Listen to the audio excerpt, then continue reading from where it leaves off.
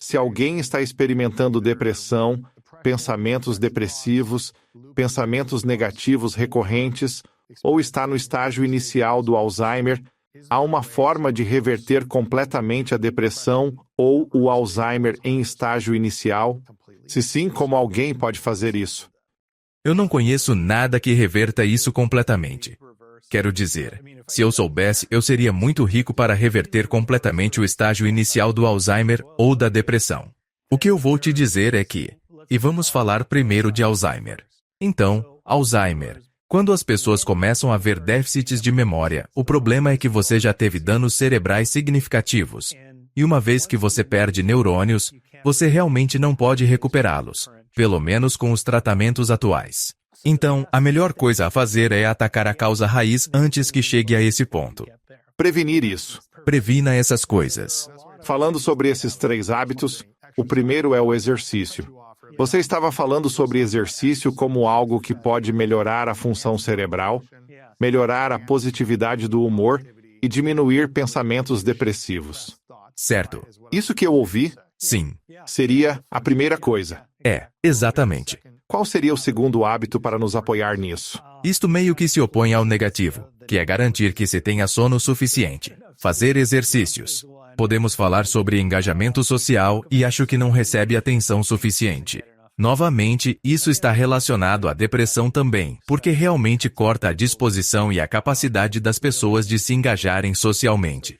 Mas em pessoas mais velhas, você vê esses efeitos realmente muito positivos do engajamento social. E acho que não é coincidência. Se você olhar para, não sei se você fala com, acho que é Dan Buettner, o cara das zonas azuis. Mas você olha essas zonas azuis e é como se as pessoas mais velhas estivessem realmente engajadas socialmente. Tem uma comunidade com a qual estão envolvidos. E isso realmente pode ter um efeito positivo na memória. Ter relacionamentos saudáveis. Isso seria um grande ponto também, eu diria. Falamos sobre dieta, que pode contribuir também. Ter uma dieta saudável, a dieta mediterrânea mostrou-se promissora em termos de preservação da saúde cerebral. Mas nenhuma dessas coisas por si só será a cura. Mas coletivamente. Deixe-me colocar isso de maneira mais concreta. Houve um estudo feito na China em que eles seguiram cerca de 29 mil pessoas. E olhei para isso como cientista da memória. Estas são as medidas mais rudimentares de memória possíveis. É uma avaliação muito bruta. Então eles simplesmente disseram, vamos observar 6 hábitos de vida. 2 deles são simplesmente não beber e não fumar. Então há coisas como estar socialmente engajado, ser mentalmente ativo, ter o que chamaram de uma dieta saudável, e depois havia exercício físico. Então eles observaram esses 6 fatores de estilo de vida, e então disseram, aqui estão algumas pessoas que têm, tipo, de 4 a 6 desses fatores. Aqui estão pessoas que têm de 3 a 4 desses fatores. E aqui estão as pessoas com 0 a 4. E aqui estão 0 a 1.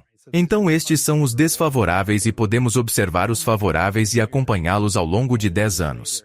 10 anos depois, as pontuações de memória das pessoas que estavam na categoria favorável eram quase 2 vezes mais altas do que as da categoria desfavorável, embora fossem aproximadamente iguais no início. Se eu te dissesse, aqui está um remédio que você pode tomar todos os dias, ele vai ter alguns efeitos colaterais bem ruins, mas você vai estar no estado de preservar sua memória. Com o tempo, você pode ficar tentado a tomá-lo, certo? Mas e se eu dissesse bem, aqui estão algumas coisas que você pode fazer, e elas vão melhorar sua qualidade de vida no presente e melhorar seu cérebro a longo prazo. É meio que, por que não podemos fazer isso? Quais são os 6 fatores mesmo? Sem álcool, sem fumar. Ter engajamento social. E eu não sei como eles mediram algumas dessas coisas. Ter uma certa quantidade de amigos, ou ter atividades em grupos de amigos. Sim, havia a manutenção da estimulação cognitiva. E novamente, eu não me lembro. Não sei como mediram isso. É como atividades ou hobbies, algo assim? Sim. Algumas pessoas dizem, pode ser jogando sudoku. Claro, pode ser. Se é isso que te anima. Como eles chamavam isso mesmo?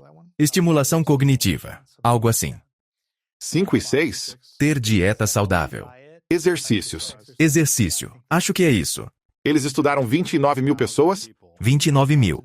E pessoas que tinham mais disso tinham melhor memória e, presumo, melhor função cerebral e saúde? Sim, Humores mais saudáveis e felizes também? exatamente isso. E aqueles que tinham menos disso tinham atitudes e humores piores? Sim, A qualidade de vida não é tão boa. sim, exatamente. E você sabe, só para deixar isso claro, há pesquisas realmente novas que surgiram, e eu preciso descobrir mais sobre. Eles estão começando a estudar os chamados superidosos. São pessoas que chegam aos 80 anos tão lúcidas quanto jovens. Lembram de tudo. Tem tudo sob controle. Podem dirigir perfeitamente, tudo isso certo? Sim. Estimativas variam entre 5 a 15% que pessoas mais velhas são assim, depende de quem mede e como medem. Agora, superidosos, isso é mais uma questão genética ou há pesquisas que provam o contrário? Acho que ninguém sabe ao certo, mas provavelmente são todas as opções acima. Como a maioria das coisas em psicologia e neurociência, são todas as opções acima. Imagino que definitivamente há fatores genéticos que desempenham um papel no envelhecimento cerebral saudável, mas também tem muito a ver com o contexto em que você está. E acho que uma das coisas que os pesquisadores tinham observado nesses superidosos, e eu preciso aprender mais sobre isso, é que muitos desses superidosos não eram necessariamente ótimos em todas essas 6 características, mas eram realmente conectados socialmente e engajados. Então, parece que o engajamento social é uma das chaves para a longevidade como um neurocientista, pesquisador de memória, mas também das zonas azuis. Pessoas que vivem mais tempo, têm muito engajamento social, eles não estão isolados e sentem que têm um propósito dentro da comunidade, em papéis familiares e status conforme envelhecem. Sua importância ainda está presente. E eu acho que esse é um fator importante a considerar em todas essas diferentes coisas. E como você disse bem, é sobre ter relacionamentos saudáveis, certo? Não estar em um relacionamento negativo e gritando todo dia. Permanecemos juntos, mas é como um relacionamento realmente pacífico e harmonioso. Sim, as coisas que fazem você se sentir conectado. Interessante. E você? Uma das coisas mais legais que eu aprendi com essa pesquisa sobre memória em casais, e casais que estão em relacionamentos de longa data, o que eles descobriram foi que, na verdade, eles também podiam se lembrar melhor, porque compartilhavam a responsabilidade de lembrar. Memória compartilhada? Sim. Interessante. E o que acontecia é que, por exemplo, o marido, na pesquisa, eles têm transcrições disso. É muito bonito ver essas coisas, porque o marido diz, tipo, você lembra quando estávamos naquela produção de teatro? Qual era o nome mesmo? E eles respondem, era Cats. Isso mesmo. E eu achava que isso fosse ridículo, mas você adorava. E então a mulher diz, não, eu tive alguns momentos em que gostei. E juntos eles montam essa história. Interessante. E há até pesquisas que sugerem que as pessoas podem, na verdade, quando tem alguém em quem podem confiar, não está claro se realmente mostram um desempenho melhor de memória ao longo do tempo, ou se apenas parecem não apresentar demência mais tarde, porque tem essa pessoa em quem podem confiar. Isso é fascinante. Então, ao manter um relacionamento saudável e duradouro, a pesquisa mostra que você poderá, com sorte, ter suporte de memória compartilhada em vez de ter que lembrar de tudo sozinho. Sim. Há benefícios em compartilhar a lembrança com alguém de quem você gosta. Sim. Isso é lindo. Sim. Quero voltar ao que eu disse que estou curioso. Acho que isso pode ser uma das coisas mais importantes que falamos hoje, que é o tópico de memórias reprimidas e memórias traumáticas. Acho que muitas pessoas estão começando a se abrir mais na sociedade sobre seu passado. Elas estão começando a ter conversas abertas e diálogos com terapeutas, consultores, coaches ou padres pastores e se sentindo mais aceitas ao compartilhar suas vergonhas.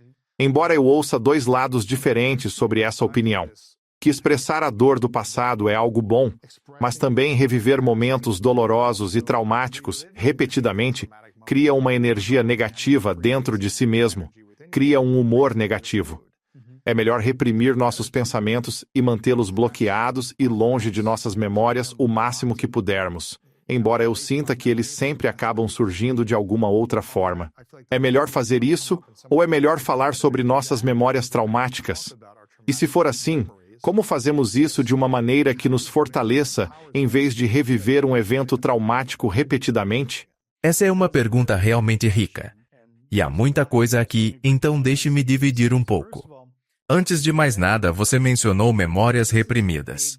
E isso é um grande tema na minha área porque há muitas ideias por aí no sentido de que o cérebro tem um mecanismo de defesa automático, que quando você tem uma experiência tão traumática, a memória fica reprimida profundamente dentro dos recantos escuros da nossa mente inconsciente. Certo?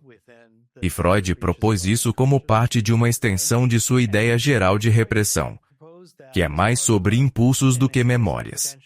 Pelo que entendo, ele rejeitou isso mais tarde. Mas outras pessoas definitivamente adotaram essa ideia. E ela se tornou grande nos anos 80 por causa de um livro que foi lançado chamado Michelle Remembers, ou algo assim. E era um livro que falava sobre uma mulher que fez terapia e então recuperou todas essas memórias de abuso ritual e assim por diante. E ela acabou se casando com o terapeuta dela. Então, você sabe, algo está definitivamente errado com essa história. Sério? Interessante. Sim. Então, no final, eu acho que Satanás aparece. É uma história realmente louca. Nossa! E então isso virou uma febre inacreditável nos anos 80, essa terapia de memória reprimida. E o que acontece é que muitas pesquisas de memória foram feitas sobre este tópico. E descobriu-se que se você quiser implantar uma memória em alguém, por exemplo, Betty Loftus da UC Irvine fez um trabalho bonito sobre isso. Mas muitas outras pessoas desde então, onde basicamente se eu quiser fazer você gerar uma memória para algo que nunca aconteceu com você, o que eu faço é pegar um dos seus parentes e eles dizem: Ei, você se lembra daquela vez que você roubou aquela cerveja da loja de bebidas anos atrás? Tipo, não lembro disso. Certo, não se lembra. Ela diz, eu estava lá e isso aconteceu. E você começa a duvidar de si. Você começa a duvidar de si mesmo. Pensa, será que poderia ter acontecido? Uau! De repente você começa a pensar, e então eu volto para você amanhã e pergunto, essa memória veio à sua mente? Você se lembra disso? O que acontece é que você tentou se lembrar e imaginou como poderia ter acontecido. No segundo dia, você está se lembrando da sua tentativa de se lembrar. Interessante. Agora você cria uma história mais elaborada sobre isso, certo? Eu continuo perguntando, ei, me conte mais daquilo. O que você estava pensando na hora? Como achou que iria se safar? Você explora mais fundo e cria toda essa história sobre querer impressionar essa garota comprando cerveja, seja o que for. Certo? E então você começa a criar essa história gigantesca. E eles já fizeram isso no laboratório. E muitos tipos diferentes de coisas. Sério? Sim. Agora, isso não acontece com todos, mas em média, acontece quando você tem alguém em quem confia. E eu peço para você tentar imaginar essas coisas, recordá-las. Você realmente pensa que isso deve ter acontecido com você? Fazemos isso repetidamente. Pedimos para você cavar no passado, e talvez eu possa ir mais longe e dizer, bem, deixe-me hipnotizá-lo. Você me deixa dar alguns medicamentos para ajudá-lo a lembrar. Certo? Nossa! E então, se você olhar todos esses ingredientes, são exatamente os que usam para a terapia de memória reprimida. Há alguém em quem confia, convencido, muitas vezes com boas intenções. Estão convencidos de que, porque você está se machucando, tem baixa autoestima. Algo aconteceu. Algo aconteceu com você, e nós apenas precisamos descobrir o que foi. Geralmente foi algum tipo de trauma sexual. A questão do cheiro está mais relacionada ao sistema imunológico. E o que é super interessante é que é mais provável que fiquemos atraídos por pessoas que têm um padrão de sistema imunológico muito diferente do nosso, por causa do benefício para os potenciais filhos,